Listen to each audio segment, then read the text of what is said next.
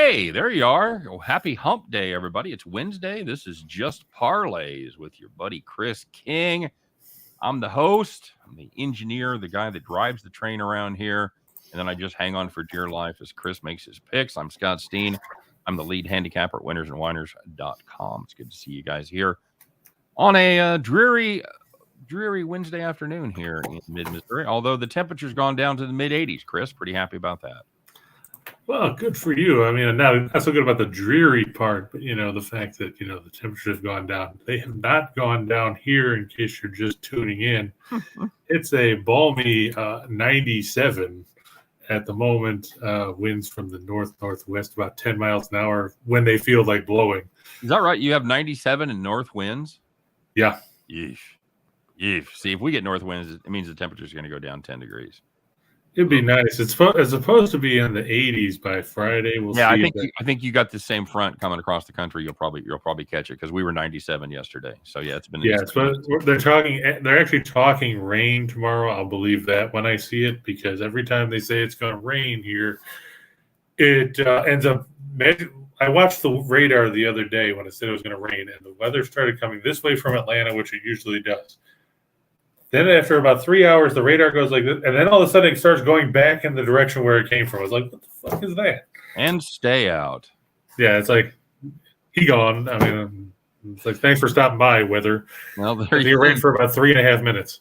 Yeah, we were supposed to get a pretty good pounding last night. We got a few drops, just enough to put the dog in his Thunder shirt, but that was about it. So those things work. I don't know. My wife swears they do. Do you use it for fireworks too, or no? Yes. I'm just trying to remember if we did or not. He hates fireworks. Because here people shoot off fireworks, it seems like year round, and you don't need a reason. It's like, hey, it's Tuesday. Well, see, we run down the road, down the highway.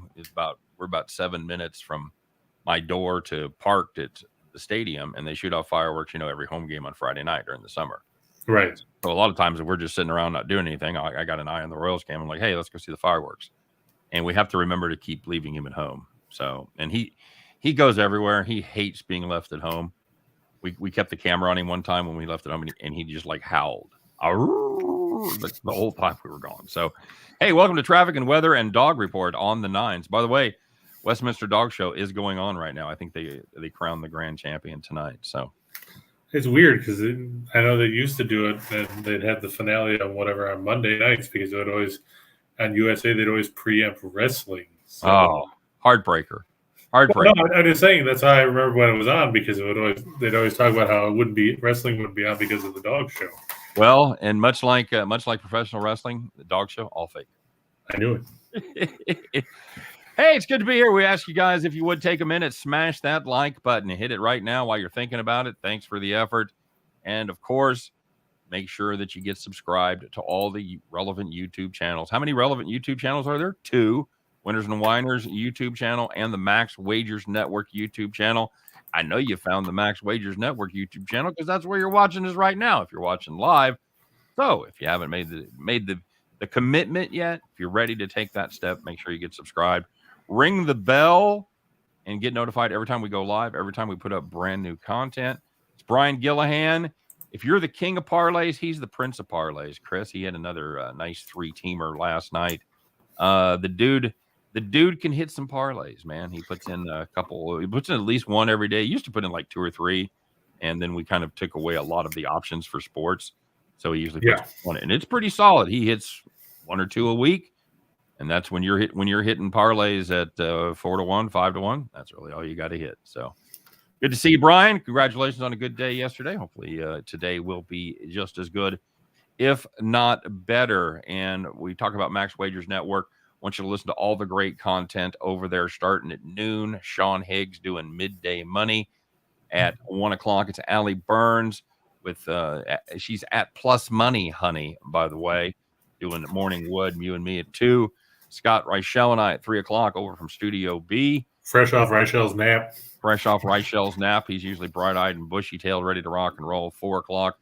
See Sean Miller talking about soccer from around the globe. And, of course, 5 o'clock, it's the Earl brothers, Nick and Tim, along with Detroit Lenny, giving you your game time decision.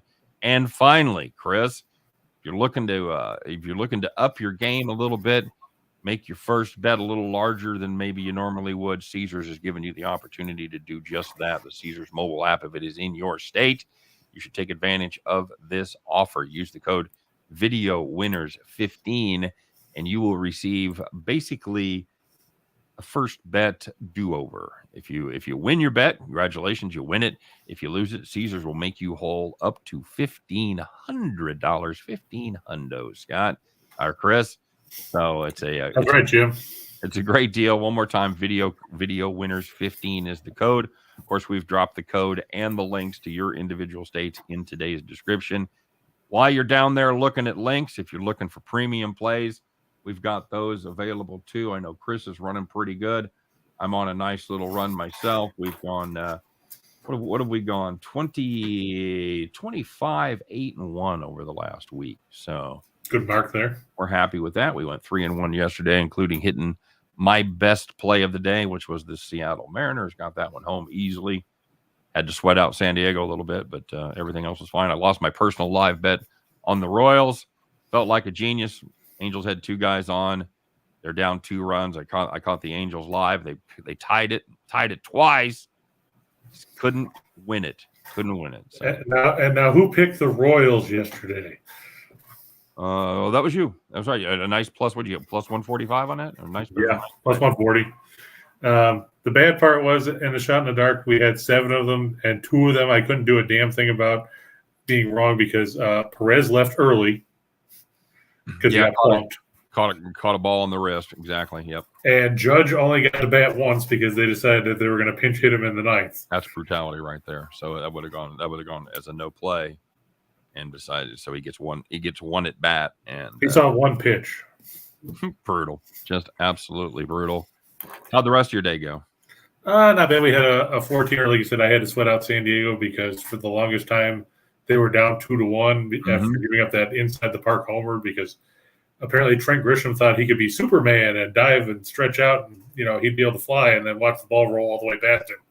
I want to fly like Superman. He flew like a 3-ton metal turd. Yeah, it wasn't good. Andrew Kalaji said this is where legends are made. Fucking legends right here, buddy. Well, as Art LaFleur said in The Sandlot, remember, kids, there are heroes and legends. Right. That's right. Very good. Yeah, if hitting a 10-teamer doesn't make you a legend, I don't know what does. So. But, so we had a 4-teamer after San Diego came back to win. I didn't stay up to catch the end of it because I was like, this game sucks. Yep. And then, I got bored with the Royals constantly blowing leads because we were talking about how bad some of their bullpen guys were. Stalmont couldn't throw strikes. Barlow had a reverse performance of what he had in that 10-teamer that we had a few weeks ago where he came in with the bases loaded and gave up nothing. Yeah. Blew the lead in the 9th, forced extra innings, and then the Blue Jays blew multiple leads. It was very disconcerting. Not good at all. Got hockey tonight. Pretty excited about that. It's weird to not have a big playoff game to talk about like from the night before. I'm still getting in that groove where we don't have basketball. We don't have hockey, I mean, we could talk about the WNBA. The Chicago Sky set a league record rallying from 28 points down to beat the Las Vegas Aces 104-95 yesterday. There you go. I don't know much about the WNBA, but I know if the Aces are involved, you should take a serious look at the over. Yeah, and they had the total was at like 174.5 or something, and they blew past that anyway. Yeah, we talked about that on the show with Reichel yesterday, and he said he did not fear that total. He said I think we were looking at 173.5 or 174, and he said he had no fear, Chris, none. Yeah, I mean the Aces set a WNBA record. They scored 41 points in the opening quarter. They led 51-23 in the second. Still proceeded to find a way to lose for just the 3rd time, I believe, in 16 games this season. That's the Royals of the WNBA right there. New and interesting ways to tank ball games. Royals are no longer have the worst record in baseball, Chris. I'm sure there's a fantastic, and I haven't even studied the draft. I'm sure there's like a fantastic head and shoulders above everybody else number 1 guy, and the Royals have just played themselves out of that. They're now going to get, the 4th or 5th best pick and piss him away and never see him come out of the minors. Well, let's see who's worse: Oakland, Washington, the Reds. Last I saw, we were getting close to Detroit. Yeah, they're half a game behind Detroit. There you go. So there's the Cubs, the Reds, the Nationals, the A's are all look at that. Worse. We're fifth worst. It reminds me of semi-pro where when the Flint Tropics go at the end of the season when they have the Flint, Michigan Mega Bowl and they're cheering about fourth place. Yes, absolutely. Because everybody else gets relegated or they don't get to make the jump from the ABA to the NBA. Now, do you remember any of the ABA at all?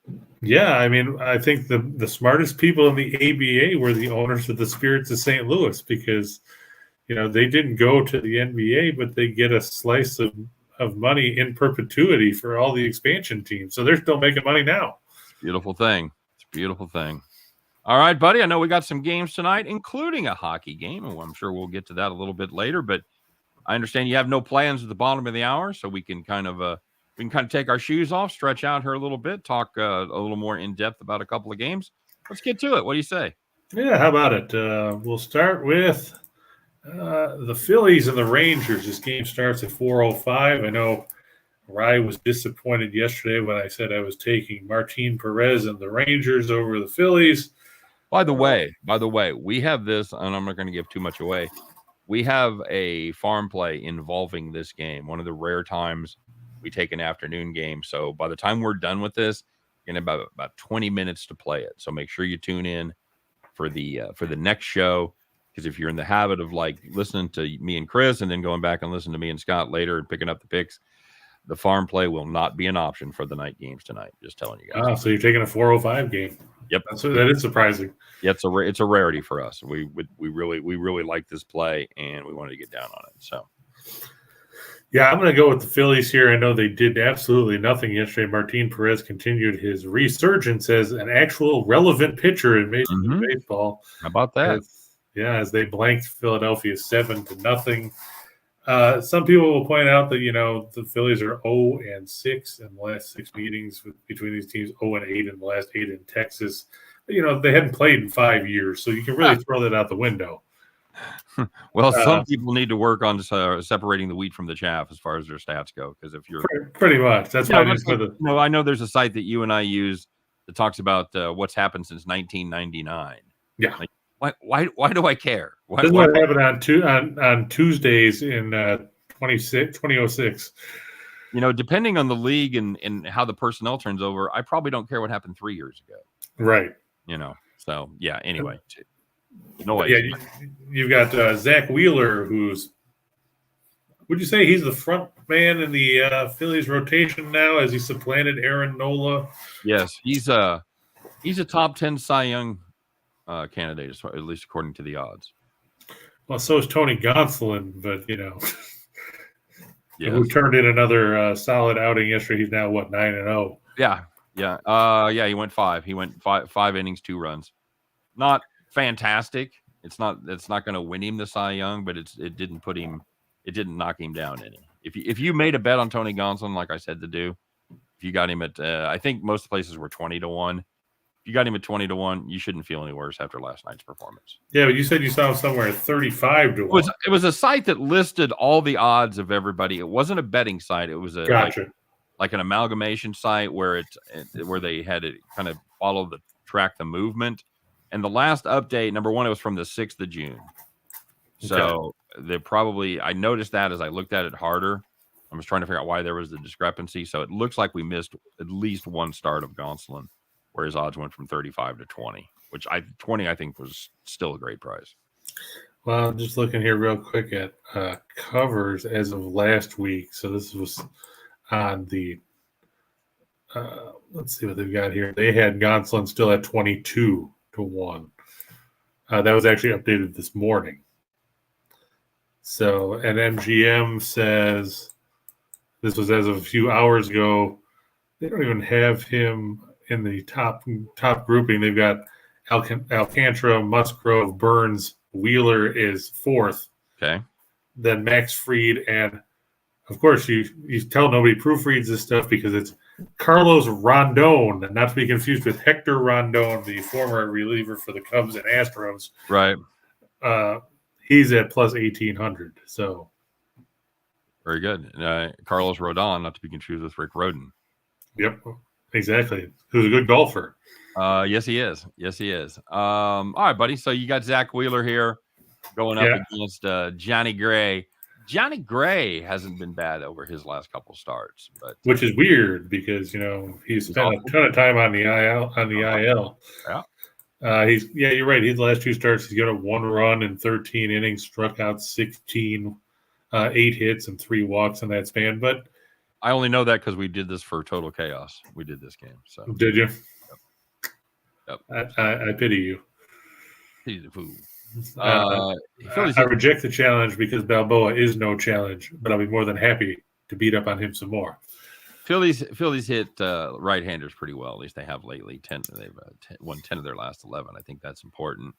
And Gray, it's important to point out too that in those 2 starts, he faced the White Sox, who have been inconsistent at best. Mm-hmm. And his last start was 7 shutout frames against the Tigers, who couldn't score a run if you threw a wild pitch with a guy on third base.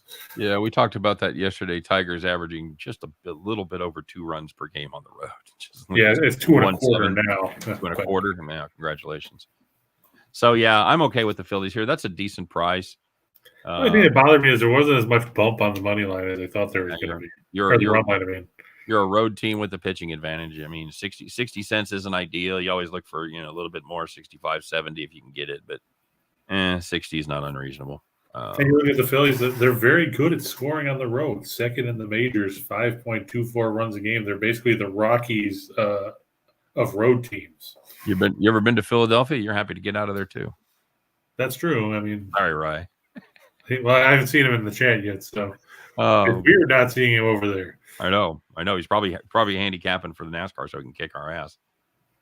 Another track this week, by the way, nobody knows anything about. We're going to Nashville. Oh, crap. Where are they again this week? Nashville.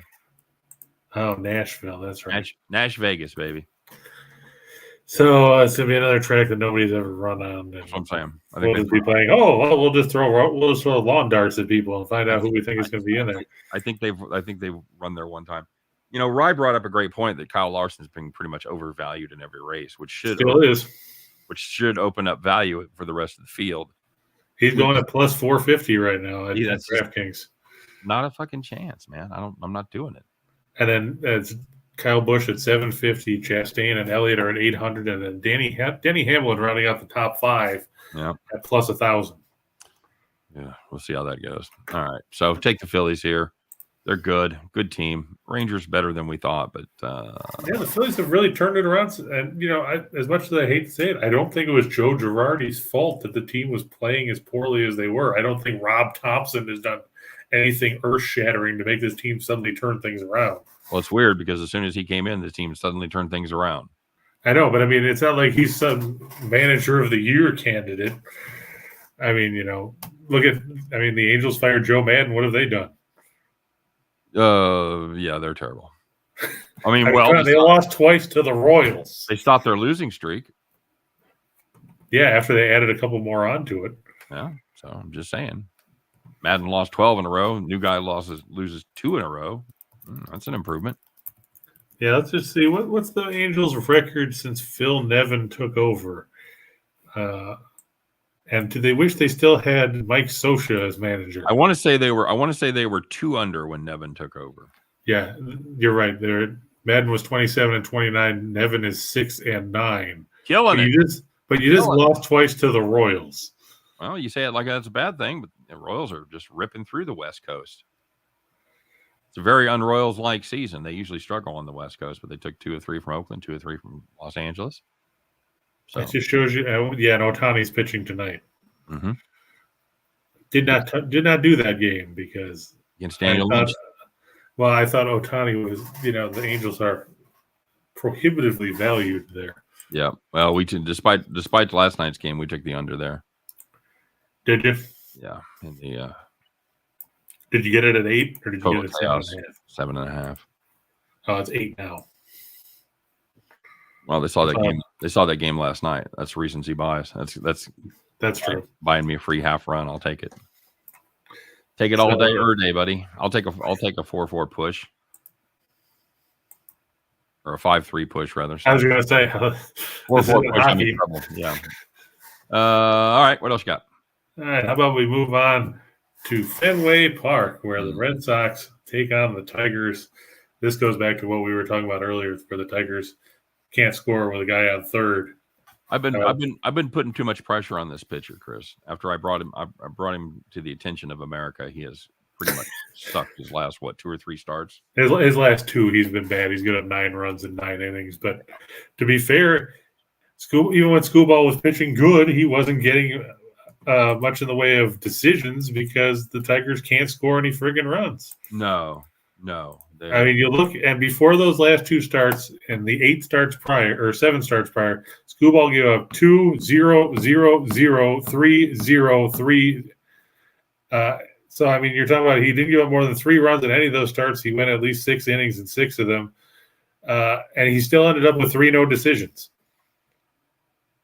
I don't know why you're telling me this. I don't care about wins. Stop caring about wins. Oh no, I'm just saying he went deep enough where he should have gotten a win, but they weren't putting up runs for him. Yeah, I get it. I mean, I look what the team has done, and the team's 7-6 in his starts, so he deserves a better fate. Yeah, I don't understand this one start against Cleveland. He threw 5 innings. He gave no runs on 4 hits, no walks, and 5 strikeouts. He only threw 66 pitches, and they took him out. To look at that, and I'd have to see if there was some kind of, if he had like a twinge or something, or because he made his regular start 6 days later. So yeah, and threw 102. Mm-hmm. I don't know, but I don't either. But I mean, then the bullpen gave up 4 in the 6th and went on to lose. Yep, I know. So yeah, he's given up 12 over his last 16 innings. So not ideal. Right. I'm fine with Boston here. Boston's playing good ball. I'm surprised that the number was that low. I mean, it ranges depending on where you're looking. It's up to, I think, anywhere between 125 and 140. But still, 125, when you consider how well Waka's pitched, and he's pitched very well at Fenway Park this season, coupled with the fact that, like we said, Detroit can't score. I mean, 2.25 runs a game on the road. They're averaging less than 3 runs a game overall this season. Looking at Waka's last 3 starts, he had the one rough start against Seattle where he gave up 4 runs in 4 1/3. Before that, he threw the complete game against the Angels in that 1-0 game on June 6th, and then he is coming off a one-run 6-hit performance of 5 1/3 at home against the Cardinals last Friday in a game that ended up 6-5 because Boston's bullpen showed up. But at Fenway Park, Waka's 2-1. His ERA is 1.03. He's given up 3 earned runs in 26 1/3. Yeah, he's been outstanding in front of the Green Monster there. Like I said, 1.03 ERA, 0.95 WHIP. Very, very. He gets a lot of ground balls there too. Been a lot of surprising things in baseball this year, and I think one of those things you have to put on the list is the resurgence of Michael Wacha. Actually, probably being a better pitcher this year than he ever has been. Yeah, I think his best year was probably 2015 when he won 17 games, but that seems like an eternity ago. Yeah, it does. Well, 7 years ago. So because he's won double digits just once since then. Yeah, and you talked about a little bit. This line is going up. We're seeing 132, 133, even 135 in some spots. So I don't imagine there's going to be a lot of Tiger money coming in late here. So I would pound this earlier rather than later. Yeah, I'm looking here, and Caesar still has it at 125. Win bets at 128. Then points bet is 135, and so is bet 365. But then bet MGM's got it at minus 145. So there you go. Look around, shop. Don't. My mama told me you better shop around, buddy. That's right. All right, sir. Any hockey available? No, we traded it for a bag of lettuce. Who doesn't love lettuce? And it's just iceberg lettuce, none of that fancy lettuce. Oh, can't do that. Yeah, how about we talk about the Lightning and the Avalanche? Game 4, we saw Game 3. We thought that it was going to go completely different than what we actually got. This game has a line reflective of how I feel about it. Minus 110. Yep. I have no fucking idea how it's going to go either, odds makers. You're absolutely close your eyes and throw a dart and see where it lands. I mean, what have you seen? You've seen 2 games go one way, saw 1 game go the other way. And we saw one close game, and then we've seen 2 blowouts. I'll tell you what I would bet with more confidence would be the over. Oh, yeah. I agree 100%. Colorado's got a lot of difficulties when it comes to goaltending, it would appear. And Sly said he doesn't love lettuce. He said it's rabbit food. Fair enough. I'm fine with the nice salad. I got nothing against the salad. I got nothing against throwing. Can you, hey Sly, can you throw a little lettuce on your burger? Is that all right? Throw a little lettuce on your massive cheeseburger there and give it a little crunch. Is that an appropriate use of lettuce? How about lettuce wraps at PF Chang's? Can you do that? No. You can't do lettuce wraps. You never had lettuce wraps at PF Chang's? No. Oh, they're good. They give you like ground meat and if I want crunch on my burger, that's what bacon's for. Okay. All right. Sly said sacrilege. Okay. All right. Fair enough. I mean, my wife likes to put onions on her burger if she wants to. Who doesn't? I put, when I go to Five Guys, I put raw onions and grilled onions on my burger. See, I like Five Guys. The only thing that's weird about them is I don't understand why they split the hot dog down the middle. Butterfly, so they can cook it on the grill, dude. Yeah, I guess I'm just used to cooking on an actual grill as opposed to the flat top. You don't split your hot dogs when you put it on the grill? No, I rotate them. Oh no, yeah, you got to butterfly your dogs. Butterfly. First time I've ever seen it is Five Guys. When I go to places back home, like Ted's. Yeah, no, you don't see them in restaurants very often that way. I will admit that because they're harder to put on a bun. If you're gonna butterfly them, you put a little cheese on top and then like kind of just put it on bread. So it becomes more of a sandwich because there's always the big controversy whether a hot dog is a sandwich or not. Well, when you butterfly and put them on bread, I can make the case it's a sandwich. I would agree with that. If you put a tube on a bun, I don't know. Keep arguing.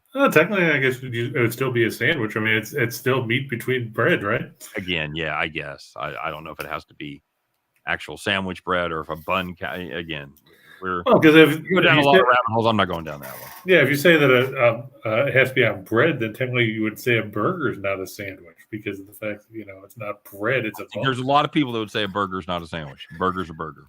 There's a lot of people that say the Earth is flat. No, there's too many of them. How many? Look at you, Kyrie Irving. How many of them there is? There's too many of them. Very good. All right, so MC AJ says he cooks his salins in the broiler. AJ's they finally have salins down here at Publix, so I picked them up. What's salins? Is that a kind of hot dog? Yeah, they're a big hot dog company up in Western New York. Yeah, I do not have. We're lucky to see Nathan's around here. I should send you some salins. They're good. Not a big. No, I love hot dogs, but there's just some things, as I've tried to continue to fight the battle of the bulge here, there's just some things that I just can't do very often. Hot dog, you had to do them often. Polish sausage, all that shit. I love it. I can't really do it. Same with a burger. And Zweigels are good too, AJ's. I don't know if I've heard of them. Yeah, they used to make white hots. Those were really good. Okay, very good. Why do you like the Lightning here, Chris? Well, I mean, we saw how bad Colorado played the other day. Their goaltending is in flux. Jared Bednar didn't really support Kemper getting the start here. Apparently he's going to, but I have to imagine if he struggles, he'll get pulled quicker than Mike Smith. 2 goals, I think. 2 goals first period for sure. Yeah. Yeah, I would say that would be a good bet if he gives up too early, or even if they go to the first intermission down 2-1 or 2-0. I think you would have to make the change because got to, right? I mean, because he looked awful, and his save percentage hasn't been great in the first 2 games. He was mediocre in game 1. He was bad in game 3. It was like 750 last time, right? Yeah, and the only reason he was good in game 2 was because it was basically what was termed as the easiest shutout in NHL history. 16 shots. Yep. 16 shots is what he faced. So, yeah, for all the reasons that, we were on the Lightning before, and then, we kind of switched horses when we saw the first 2 games. I told you to bet the Lightning just because of the value in the first game. I was right with that, but I liked Colorado in the series. I didn't get a lot of support around my Winners and Winers colleague for that, but we'll still. I still think Colorado will probably win the series, but I don't think it's going to be a romp. Well, it's definitely not going to be a romp. I don't like Reichel's Tampa Bay in 6. I think he's got some work to do there. I think that's what Tim said as well before the series started. Great minds think alike, and so do theirs, Chris. So does the younger generation. So a couple of stats here that you brought us. Lightning are 41 and 15 in the last 56 at home. Home team's 4-0 in the last 4 meetings. Well, because 3 of them have been in the playoffs. So right, but I mean, and in relation to the total, because I know that we're talking about that in the series between these teams, and of course you have to take some of it with a grain of salt because of the fact that they only play twice a year during the regular season. The overs hit in 7 of the last 8 meetings, including each of the last 5 in Tampa Bay. Hard to argue with. Is it 6? I haven't even seen it. Is it 6 for this game? It's 6, yeah. Okay. So you have to wonder, are the odds makers saying, well, sooner or later things are going to return to form? Well, sooner or later, if your aunt has balls, she'd be your uncle. But I mean, that doesn't mean it's going to happen anytime soon. I said that before the last game, and it did not. I said, surely we're due a 3-2 game here, or we're due a tight game, a late lead in the end, and nobody scores an empty netter. It ends 3-2. Nope, we were not due that at all. So, and just to throw out a couple more stats, since that way it'll save me from doing it in the shot in the dark. Colorado's gone over in their last 4.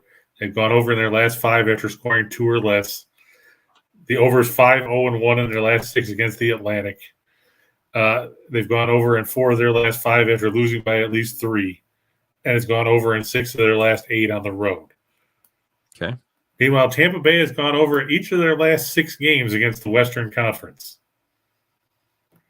You know what that means to me? That means nothing. Are we playing Phoenix? Are we playing Sacramento? I mean, are we playing? Yeah, Sacramento. They brought them up from the AHL. I mean, are we playing the Ducks? Who are we? The Kings? Who are we playing? Also 4-1-1 in their last 6 Stanley Cup Finals games. Okay. Yeah, there's something I care about. 5-1 in their last 6 when their opponent gives up 5 or more, so that stems into the playoffs because the Rangers did that a few times. Okay, not sure I care about that, but so obviously, and like you said, there's a lot of firepower on both these teams. Yep, and we got some suspect goaltending. Yeah, that's the big thing. 2 stories. Colorado was only able to put 2 goals on the board. That's not going to win probably any of these games. And number 2, and we've hammered it relentlessly, is the horrific goaltending between Francois and Darcy. We're just going to call him Biff. So it's not been ideal. It's not been ideal for Colorado in the goaltending. So let me put you on the spot here, Scott. If you were Jared Bednar sitting on the bench for the Colorado Avalanche going into Game 4 of this series, do you start Darcy Kemper or do you start Biff Tannen? Scott and I talked about that last time. I think you have to. If it's me, it's close. I think you have to give the nod to Francois. I just do. It's almost a coin flip. Because I get it, if you don't start him, you just about destroy his confidence. You've just turned him almost worthless for the rest of the series. So I know you have to proceed with caution. I get it. He got you there. I get it. But at the end of the day, Darcy just hasn't been good. I mean, you talk about the shutout. Yeah, 16 shots. Okay. So, yeah, I started. And apparently Burakovsky still hadn't joined the team as of yesterday, because he had a hand injury after he blocked a shot in Game 2, so you probably won't see him tonight. Nazem Kadri, they think he might be able to play with that broken thumb that he suffered after getting drilled by Evander Kane. That's what they're saying. Really? Nazem Kadri was stick handling the puck well today at the Avalanche's optional practice at Amalie Arena. This was yesterday, according to Terry Fry from Colorado Hockey Now. Oh, he's good. Terry Fry. Are you being sarcastic? I am. Okay. I mean, you were sarcastic about Jordan Schultz yesterday, and apparently Gronk actually did retire. Oh no, I didn't doubt the veracity of the story. It was just the Jordan Schultz breaking news alert kind of thing. Yeah, I still don't know who he is. So no, and the world has forgotten now. We've moved on. All right, the world has moved forward. Play the Lightning. You know what? I'll probably back the Lightning here too because they looked like a different team at home, and again, they have a goaltending advantage every time that game starts. So. I mean, is there another goaltender in the league you would take over Vasilevsky at this point? Sonia Henny's out, so you know, I'd probably take if no over Vasilevsky, no over Kemper, I'd probably take Mike Smith at this point. I thought you were going to say you would take Karel Vejmelka from the Coyotes. Maybe Igor. You know, perhaps. Shesterkin? I mean, that's really the only one you can even have a conversation about. What about Jacques Plante? Would you take Jacques Plante over Vasilevsky? How old is he? He's dead. Well, so he's not getting any older. Yeah, Plante died, let's see, 1986. Okay, so it's been a minute. I mean, I knew he had to be old. I didn't know he'd been dead for 20 years. If he was alive, he'd be 93. Okay, there you go. So he checked what about Ken Dryden? Ken Dryden's not alive, is he? Ken Dryden's alive. He's 74. Okay. What are you doing? Why are you fucking bringing up goalies that are in the fucking home for old goalies? So I wanted to see if you would take him over, Vasilevsky. I was testing your hockey knowledge. Okay. What about Dominic Hasek in his prime? Maybe, or Patrick Raw. That'd be the other one I would consider. So not Pelle Lindbergh. Moving on. All right, so that takes us through the exciting part of the show. So now we can move on to the money-making portion of the show. People are looking at their computer going, really?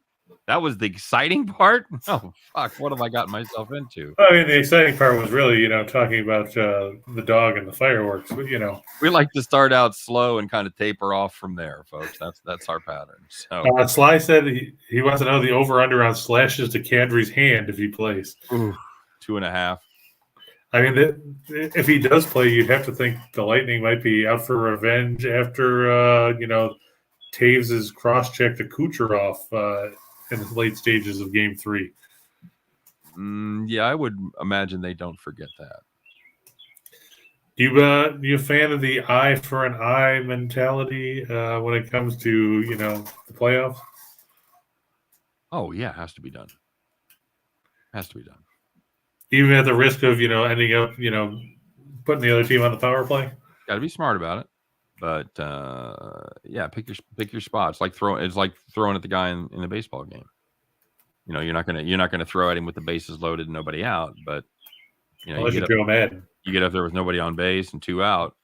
Or Tony La Russa, he might do it. Get your head on a fucking swivel, boy. That's what I'm saying to you. So yeah, I'd put on an extra big glove if I'm Kadri. I mean, we'll see if he actually plays, but that's the speculation, is that he could be back tonight. I mean, more power to him if he's going to come back. It's only been, a couple weeks? Yeah, at most. I can't imagine why you need a thumb to shoot a puck. Let's see. It says here they indicated it's possible he could return to action for Game 4. Worst case, he would be back in Game 5. Okay. All right, very good. Going to be interesting. Let's make some money. Sure, we can do stuff like that, I guess. I mean, if you're into that sort of thing. I'm going to take the Phillies. We're talking about the Phillies and the Rangers. Yeah, what do you got with the Marlins here? Well, it's Pablo Lopez going against Chad. I still wish I was Cool, but I'm not. And, you look at Cool's numbers. He was 3-0 at the end of April. He's won once since. He has, dare we say it, Chris, cooled off a bit. Yeah, he's gotten downright frigid when you get right down to it. And Lopez, I know he's had his struggles, but, you look at his starts. He's kind of like Alcantara, where, he gives you a chance to win and then the bullpen blows it. His start against Colorado a few weeks ago, back on May 30th, through 6 shutout innings, gave up 3 hits, and then watched the bullpen come in and turn that 1-0 lead into a 7-1 loss. 7-1 loss. That's just fucking brutal. You go 7 innings, 6 innings of shutout baseball. You lose 7-1. Fuck you. I mean, he's 0-1 in his last 6 starts, and since then he's been dreadful. Since that fuck you against Colorado, he's given up a 12 earned in 16 2/3 innings. So, but sadly, they've won a couple of those starts. They have. I mean, it's not sad for him, but right. Yeah, I'm just not. I'm basing this off the fact that the Rockies are on the road. I know they scored 8 yesterday, but that's like a week for them on the road. Yeah, generally speaking, that is true. Yeah, I'm going to pass on that one. That's just Cool in the gang, 2-2 with a 4 earned run average, 158 WHIP, 21 walks in 36 innings on the road. Yeah, just not interested in laying 180. It certainly might come to pass. I just don't think the Marlins are minus 180 better than anybody, unless Alcantara's on the mound right now. Dodgers. Yeah, Tyler Anderson. We talked about him last week when he we did indeed missed that no-hitter. Luis Castillo's gone for the Reds. I mean, Castillo's not bad. Been solid. But the problem is the Dodgers seem to have found their offense a little bit again. They hung an 8 spot yesterday. And we know the Great American Ballpark is favorable to hitters.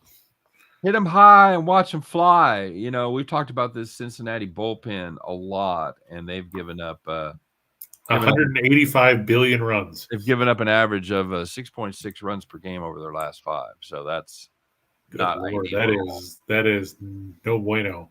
No, they give up 18 in 3 games against Milwaukee, and Milwaukee isn't.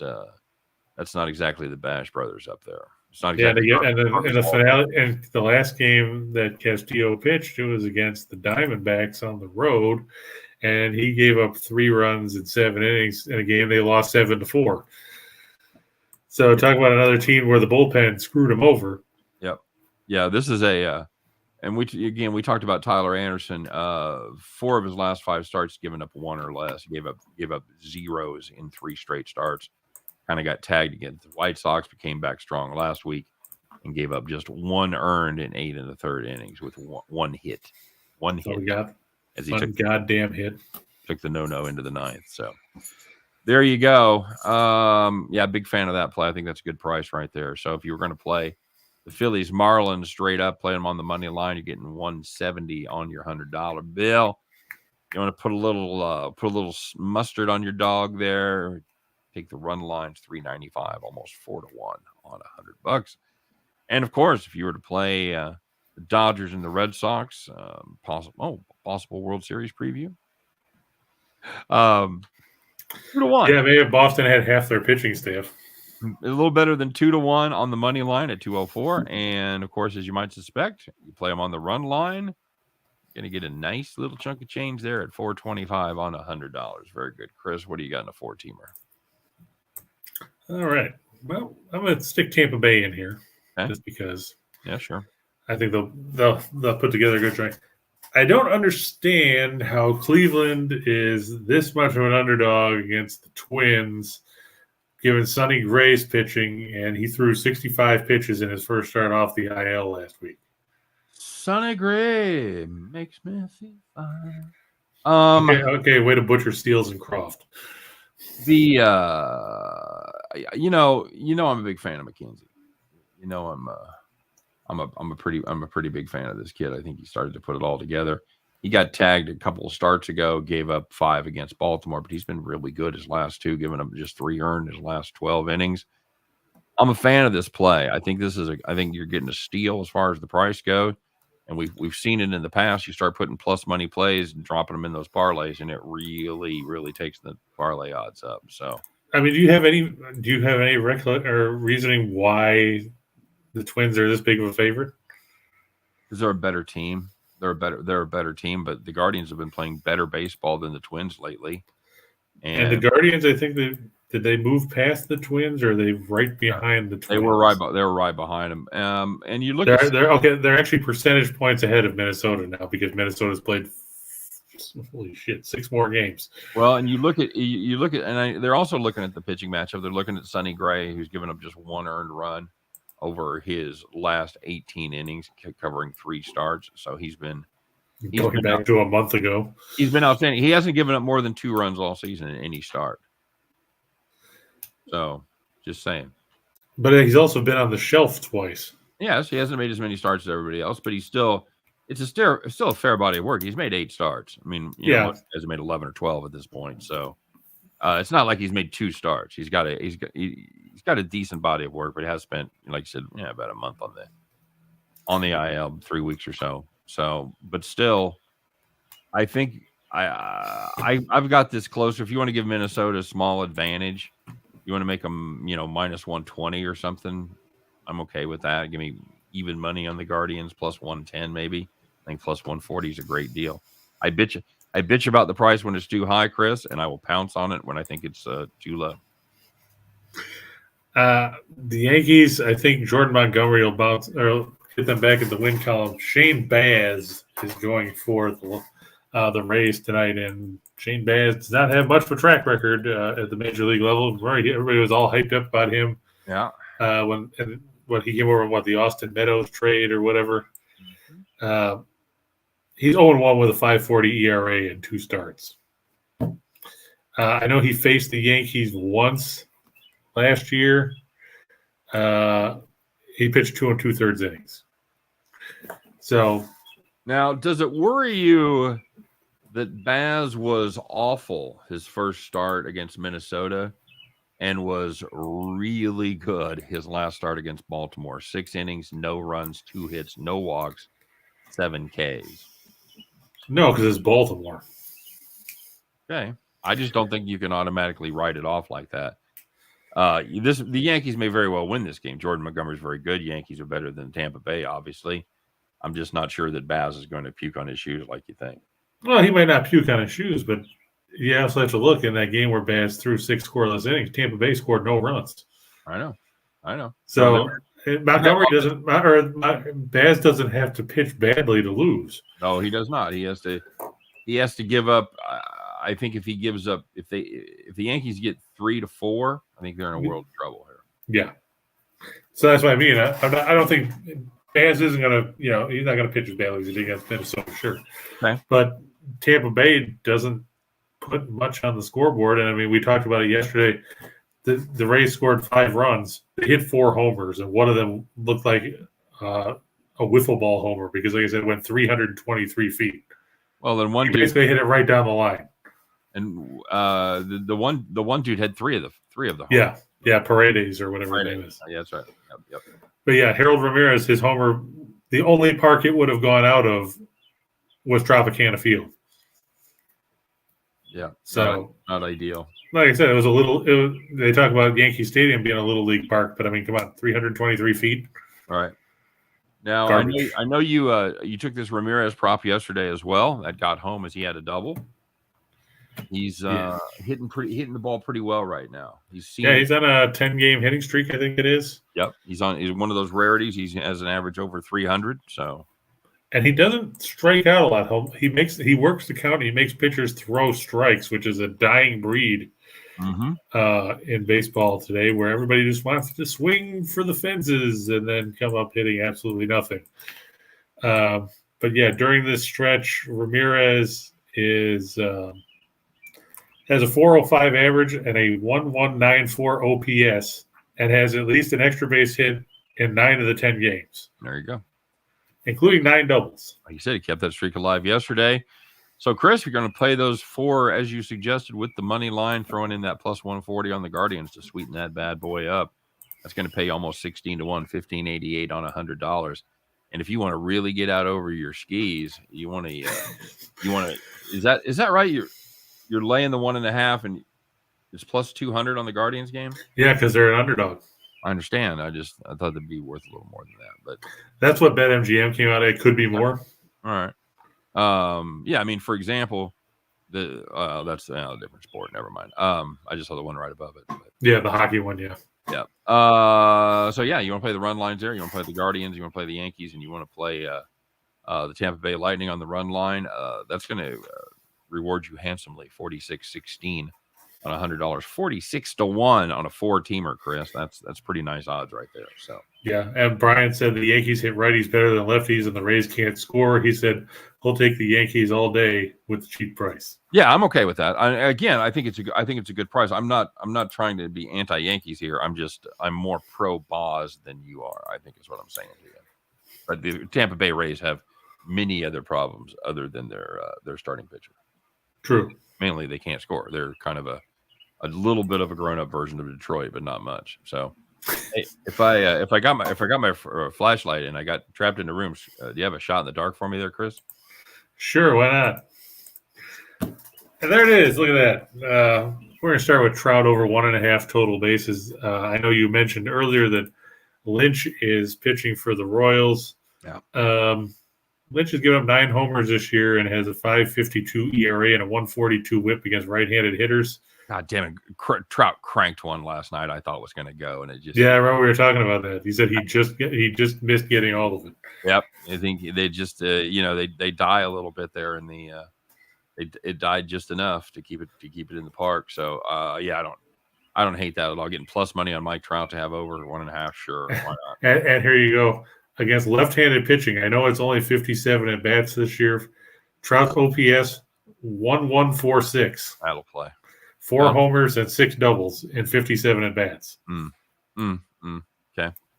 Rafael Devers. Yep. Yeah. Devers has been good all year, and we've talked about the Tigers already, so no point in beating that to death. I'm going to take the Cardinals over the Brewers. It's Adam Wainwright. Eric, I'm not Matt Lauer pitching for the Brewers. I can't figure Milwaukee out. They play good one day. They play like shit the next day. Mm-hmm. They're just mediocre. Okay. I'll take a team that has a little more experience than the Cardinals, as much as I hate them. All right. Mariners over the A's. Why not? Yeah. The A's. Yeah, George Kirby and Paul Blackburn. We talked about Blackburn before. When he was off to that great start, he's kind of tapered off of late. And it's tough when you're a junk ball pitcher, and that's basically all Blackburn is. You look, I know he's coming off a win in his last start, and he had pitched well against Cleveland in his start before, but the 2 starts before that, he gave 8 runs in 10 2/3 and losses to the Astros and the Red Sox. Seattle hung 8 last night. Why not put up some more runs today? Chris, this is like one of those riddles. This next game is the Baltimore Orioles are minus 145 against the Washington Nationals. Therefore, who's pitching for the Nationals? Yeah, that's what I say. If you ask why, I was going to say I got 2 words for you. Patrick Corbin. Patrick Corbin Day, man. It is Patrick Corbin Day. It's the only answer to that riddle. Who could be pitching to have the Baltimore Orioles be a 145 favorite? Almost 3-2. Almost a 3-2 favorite over the Nationals. And the thing is, Chris, I agree with you.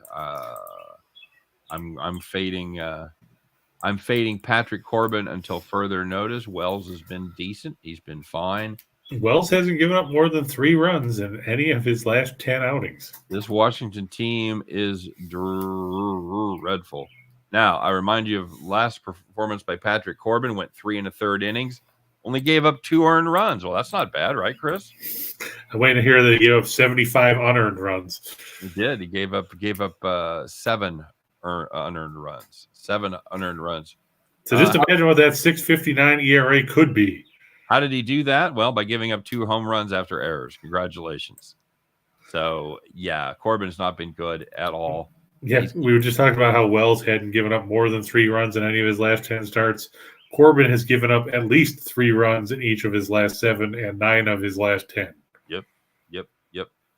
Absolutely true. Those are not good numbers. No, he's been not good. You want to play first 5 here if you don't worry about the Baltimore bullpen melting down. That's I can see that too. The bullpen for Baltimore has been so much better than Washington. This Washington bullpen is historically bad. Over a 6 ERA on the road. Garbage. They are garbage. So yeah, very good. Plot. I mean, you're right. It's scary that we're taking Baltimore because you're like, what the fuck? Why are you taking Baltimore? But yeah, Baltimore's bullpen ERA 3.19 compared to 5.22 for the starters. Yep. Yeah, Palat, he's played a lot better than I think a lot of people expected. He's got 10 goals. He's got 9 assists in the playoffs. He's the second leading scorer for Tampa Bay behind Kucherov. And with Kucherov, he might be a little hobbled after that cross check. Palat's going to have to get involved. All right, we got to rip it, buddy. First period over 1.5. Why not? They all have been so far, right? Yep. We saw 2-1 at the end of the first period the other day. We talked about Tampa Bay, about this game going over the total. Yep, over the total, absolutely. And at plus money, no less. I mean, you can do worse. Vasilevsky over 32.5 saves. He got there. Yeah, Colorado's averaging almost 40 shots a game in the playoffs, over 35 in this series. And Stamkos and McKinnon both over 3.5. You have to play those together. Correct. And that pays you plus 210, the potential payout on a $100 bill. That's a 10-teamer, $126,900. You want to play it on the run line with those baseball games, 309. 277, Chris, on $100. Ain't a bad payoff right there. So yeah, where's Lex Steele to talk about this? I know. Any final thoughts? No, I mean, I enjoyed the Stanley Cup Finals tonight because best case scenario after tonight, there's only going to be 3 more hockey games until we get to October. Yeah, absolutely correct. So that's going to do it for the shot in the dark. It's going to do it for the 4-teamer, the 2-2-teamers. It's going to do it for our show. We appreciate you guys stopping by here on this Wednesday. And don't forget to come back and check us out tomorrow. We do it every day, Monday through Friday, 2 p.m. Eastern, 1 p.m. Central Time. Chris and I, man, we'll talk about real dogs. We'll talk about hot dogs. That's right. At the end of the day, we'll always circle back and spend almost all of our time talking about Just Parlays. That's right, baby. We'll see you next time. You guys take care.